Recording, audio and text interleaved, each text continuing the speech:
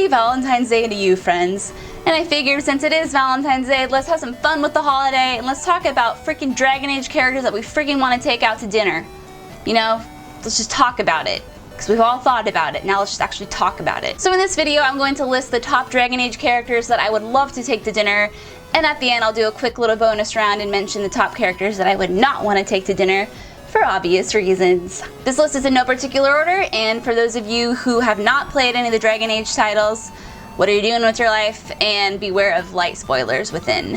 Also, the in-game footage you're going to see in this video is credited to the original uploaders in the video description below.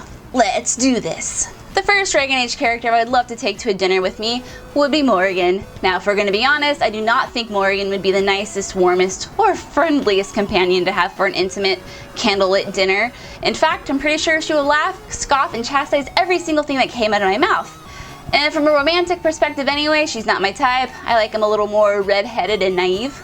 I get it. That said, I consider Morrigan to be one of the sassiest and wittiest characters I've ever encountered ever, and I think an evening out with her would just be hilarious. And bonus points if the waiter screws up her meal, like brings her the filet when she ordered the chicken or something. Could you imagine that show? Can you imagine how hard she would tear that waiter a new one? I fear the lad will no longer have the use of his limbs or his eyes once I am done with it. I just think it would be hilarious, and maybe that makes me a bad person, but oh well. The next character I'd want to take to a Valentine's dinner with me would have to be Cole. Now, as a date, Cole could be a bit odd, but that's exactly why I'd want him. You see, now Cole has the ability to read the minds of people who are in pain, discomfort, or if they're thinking about sex. She almost says the word sometimes. Cateau. She tastes it in her mouth. Sweet release, a breath away, tongue tying it tenderly, like you tie her. But she doesn't, for you, and for her, because it makes it mean more, a fuller feeling, a brighter burst. Yeah. How's she feel about you saying this in front of everybody? Now, I don't know about the Valentine's Day dinners that you've been on before, but I mean, I've been to ones where you have the candlelit dinners, the silk tablecloths, the live music in the background. Does anyone else feel the urge to vomit? No? 'Tis just me? As romantic as the ambiance is, some people there look effing miserable. They look like they do not want to be there with a date. They would rather be anywhere else than at that restaurant with their date. And I want to know what the hell's going on in their head. I want to know, why are you so miserable right now? Why do you look like you want to jump across that table and punch your partner in the face? And with Cole, I would get that. It would be like dinner side live television. Reality television with Cole. Cole, why is she scowling? Or, Cole, why does he look so unhappy? You know, and it would be kind of interesting, and that makes me a bad person. Okay, so how many of you can say that you've taken a golem to dinner? Yeah, I thought so.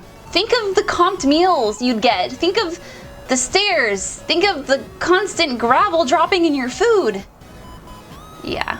The good thing with Shale too is I feel like you have an easy opt-out. If she starts getting kind of annoying or you're just not really vibing like you thought you would, take her outside. Take her outside by the water and show her all the birds. She'll really love you then, because we all know Shale loves birds, especially pigeons. Basically anything with wings.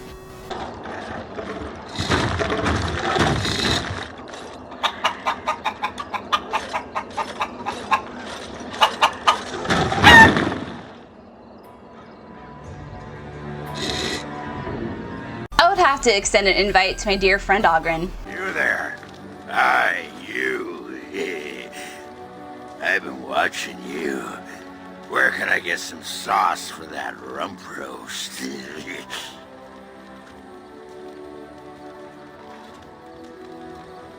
That's right. You've wiped your foot on the Oghren doormat of love.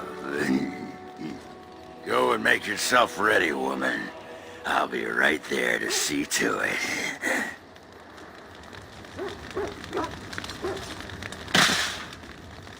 Oghren is just one of my favorite freaking characters. I personally find his crude sense of humor just freaking hilarious, and I just love that Oghren always just does Oghren. If you're with him, you're not going to get any censorship, he's not going to filter his mouth, you're just going to get 100% Oghren. Now granted, I realize and completely understand that inviting our dear friend Oghren to a fancy Valentine's dinner is like oil and water. It's just not a good idea. He'll probably be slapping the waitress's butt every time they walk by. He'll be getting belligerently drunk. And to be honest, I think it would be fun to toss a few back with the old chap. However, if I'm really lucky, I might be able to peel back a few of those layers of his and kind of get down to like the Oghren that's like hurting inside. If you're familiar with his past, you know, bad pun incoming. If you're familiar with his past, you know it's rockier than the walls of Orzammar. Okay, but seriously, not to get too like serious with this, but I really think Oghren is a very interesting character because he does have such a rocky past, and even though he is a really funny character, his hilarity is because he drinks, but the reason he drinks is because his past is just kind of messed up. So, you know, I would like to have a heart-to-heart with a guy and see if I can offer any advice as a good friend. And for what it's worth, I'd like to see more Oghren in future Dragon Age installments. Hints, hints, poke, nudge. The next character I'd want to invite would be Alistair. For no reason at all. Nope. No reason. None whatsoever. The final character I'd like to invite to a Valentine's dinner with me would be Blackwall. Now, it would have to be a blind date with Blackwall, and I would set up the blind date, and I would tell him, hey, look for me. I'm a 6-foot-tall supermodel with long golden locks and olive skin and dark piercing eyes. And I would get a mask and 7-inch heels to reflect that appearance. And we'd go to dinner. We'd have a great time, great conversation. He would fall in love with me. He'd be about this close to asking me to be his like soulmate or something. Then the end of the dinner would come. You know what I would do? I would tear off that mask, kick off my heels, and be like, I'm not who you thought I was, mother. And then I'd leave him with a tab. And with the pieces of my broken heart. Not bitter. Still, I'm over it. I'm over it, I promise. Totally over it. Bonus round.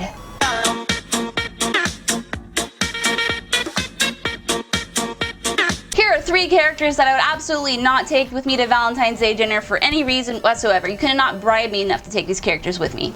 Number 1, Anders. He just kind of has a tendency to make things go... It's not good for people to be in an environment where you have someone who likes to things. Number 2, I would not bring Logain. It's kind of hard to bring corpse to dinner. Number 3, Solus. Let's just say if that man and I were ever to cross paths or encounter one another, probably should be at like Area 51 where shit's just going down anyway and it's all desolate and no one lives there, because I have some words. I have some words for that man, and it would go a little something like this. So you mean to tell me you're a you're a you couldn't tell me earlier? No, you to say hi, and now you want to what kind of crazy psychotic are you after all I've done for you? God.